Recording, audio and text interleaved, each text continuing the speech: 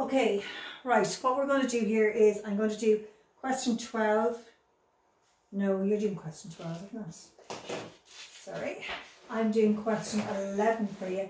Handley and Daughters Limited. Okay, so first thing is you have an income statement, which is your trading profit and loss, and then you have a financial statement. First, you need to know what goes in which one. So if it's an expense or something, a gain that you receive, something that happens daily, monthly, or once a year, it goes in the income statement. If it's something that you own or that you owe, it goes in the financial statement. So the first thing is you have to figure out which account the entries go into. So let's look down through them first of all. Land and buildings is definitely something that you own. So land and buildings has to go to the financial statement. So put beside that FS. Carriage inwards, if you don't remember that, that's the cost of delivering goods to your premises. Now if you buy goods all the time, so it's an expense, it's something that happens all the time. So put beside carriage inwards, that goes to the IS income statement. Selling expenses, the word expenses, we know expenses from there go to the income statement. Debtors and creditors, they're people that owe us money and we owe money too. So when we owe and own, it goes to the financial statement. Commission received, that means that you're receiving something for selling, and that's something, if you're receiving commission for sales, that's something that probably would happen monthly, so it's a gain, so that would go into your income statement. Administration expenses, obviously that's expenses. Furniture and fittings, they're things that you own, so it goes to the financial statement. Transport costs, they're costs that you pay all the time, so that's your income statement. Sales returns are things that happen all the time. You don't like goods being returned to you, but they do happen all the time, so it's your income statement. Motor van expenses are expenses, happen all the time, so that's the income statement. Motor vans are things that you own, so that's the financial statement. Bank overdraft is when you owe money to the bank, so bank overdraft again is the financial statement. Opening stock is to do with buying and selling, so that happens all the time, so that's your income statement. Postage and stationery, you will be paying all the time. Audit fees, paying all the time, so that's the income statement. Cash is something that you own, so it would be the financial statement.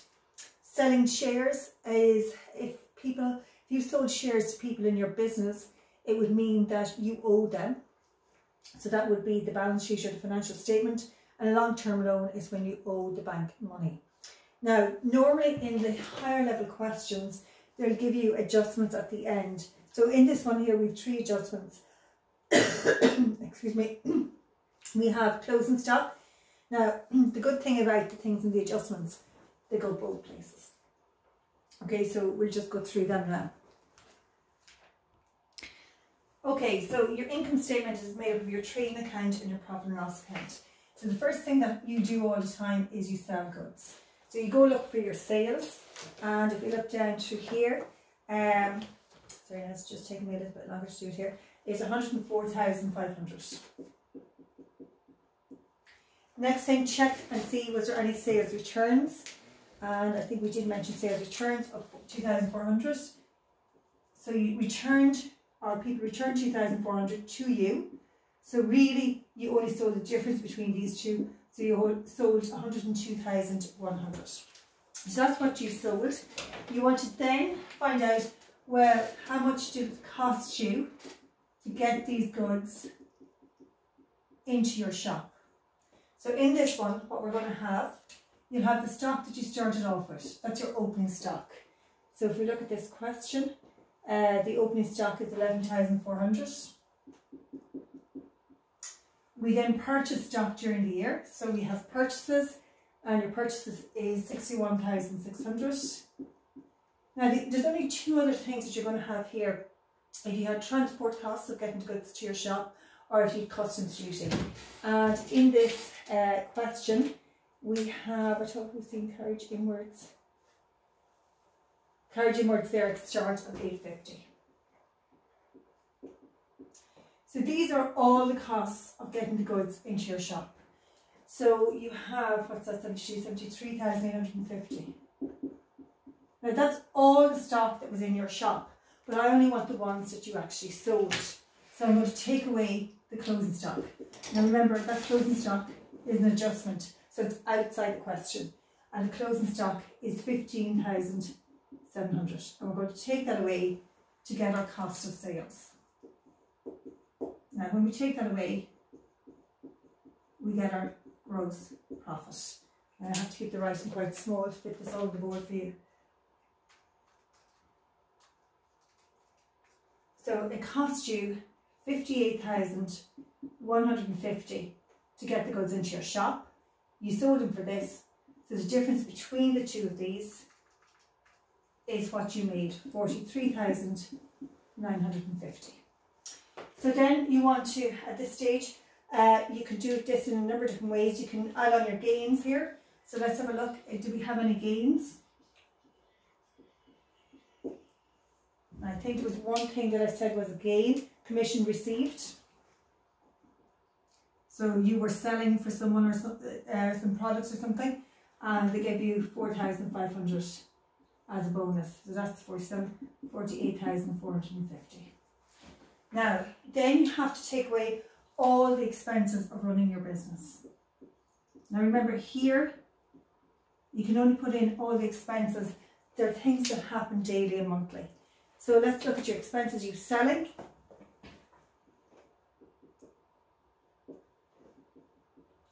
There's 6,100. You've admin.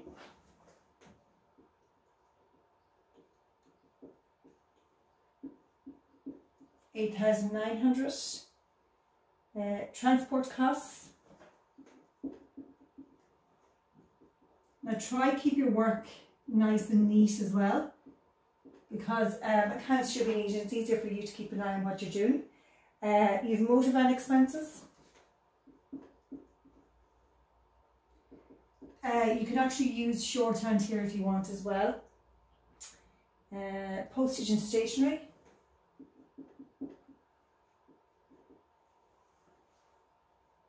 Audit fees. Now if you're wondering what is the audit fees, they're the accountancy fees. So audit fees 400, and that's it. Now the only thing that I want you to watch out for, and we're really running out of space here, in the exam is your adjustments. If you have fixed assets, they're things that you own for a long time, like the fixed asset I'm always saying to you in class that you own is your mobile. And if I said to you what's the value of your mobile in 5 months time, you would say it's not worth what it was worth today. So depreciation is an expense that happens all the time. You have two things that have to be depreciated, and these are in the adjustments. You have depreciation on motor vehicles, and you have to depreciate them by 10%. Now your motor vehicles cost you 42,000, and if you're depreciating that at 10%, it's 4,200, and you have depreciation on land and buildings 3%, and it's 3% of 125,000. I'll just do that in the calculation, make sure. So that's 3,750. Okay, so this is your profit, but you have to pay all these expenses. So let me just add these all up for you.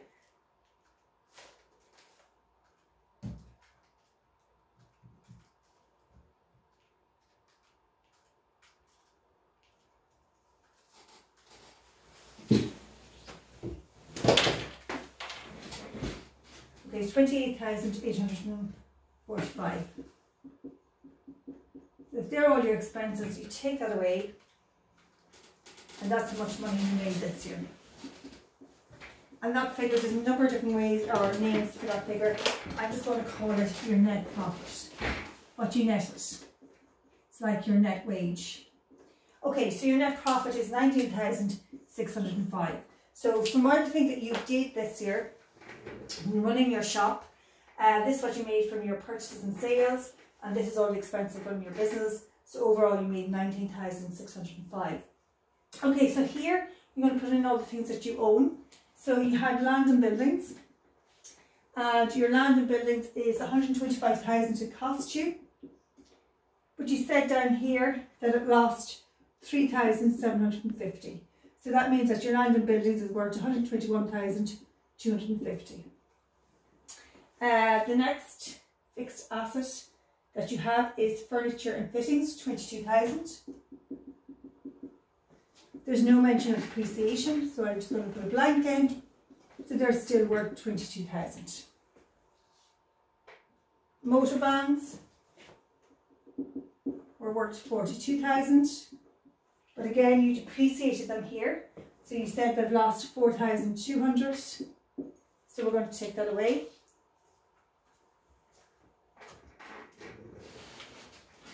And that's 37,800. Now that is all of your fixed assets, things that you own for a long time. So you have 125 plus. So in total, that's how much money you spent on fixed assets. I'm not really interested in that figure, I'm interested in what they're valued at today. So your depreciation in your fixed assets is 7,950. Again, I'm finished with that figure. I want to know what's the value of my fixed assets today. 181,050. Okay, your current assets, again, they're things that you own, but they keep changing. Okay, so that you own them, but every day the value will be slightly different. Now, always, first of all, put in your closing stock. Always put that in. So your closing stock is 15,700. Then you should have debtors, and they're people that owe you money, so that's a good thing, you're going to get money from them. 28,300. And then look down and see, is there anything else there where you would have money and you've cash of 650. So we add all those together and they give us our current assets. So they're things that we own, but their value keeps changing. So that's 44,650. Then here we're going to look at the people that we owe money to that would have to pay them quite soon. Generally what you're going to find in the exam, you'll have creditors and bank overdraft. They're the two that you're going to find. So in this one your creditors are 34,200 and bank overdraft may or may not be in your question, and it is 11,895. Now I'm going to add my creditors, people that I owe money to. So I owe 46,095 in the short term. This is how much money I have. This is what I owe. Am I in a good position? Not really. You can't pay everything that you owe. Now remember what we did before. The difference between your current assets and your creditors is called your working capital. And in this question, our working capital doesn't look good. Our working capital is 1445 in negative. Add this on to what's up above. And that's 179,605 is the value of my business.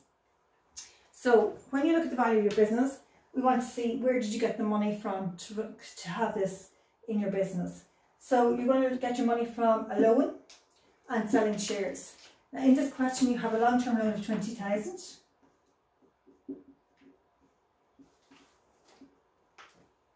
So you've borrowed 20,000. That's the first place that you got money from. And then look at your ordinary shares. Now when you do your ordinary shares, you need to read the start of the question to tell me how many you can sell. Now the authorised, you can sell 250,000 ordinary shares. Again, I don't need that information in my accounts to use it in the calculation, so I put a double line under it. In the question it tells you how much you've sold. You've sold 140. Now just remember, in an exam question, they could say to you, how much more can you make from selling shares? So you can sell 250, you've sold 140, that means you can still sell another 110. So this business has borrowed 20, sold shares for 140, and it's made a net profit from here of 19,605. Add that together and you get 159,605. So this is how much the shareholders put in. Add them together 179,605. And look at the two match. So your question is finished. Again, if you follow steps like that, you shouldn't go wrong.